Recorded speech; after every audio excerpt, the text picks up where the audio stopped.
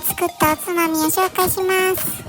やっぱりキムチって美味しいやんな。キムチ辛いけど私も最近食べれるようになった。ほんまにちょっとどうでもいい話ないけど、急に寒なったからもう何着たらいいかもう分からへんから、上長袖やけど下半ズボンでなんか変。サラダチキン手で裂いていくよ。ボウルに移したきゅうりは塩をしっかり水で洗ってからギューって絞ってボウルに入れてね。なんかこれだけでももう美味しそうって思った。ここ書き忘れたんやけど、ごま油小さじ1杯入ってます。ここでしっかり混ぜてね。ほんで服お姉ちゃんのお下がりばっかり。ママがこれ着ときって言うねんけど、なんかその年の流行りってあるやんな。今日も見てくれたよ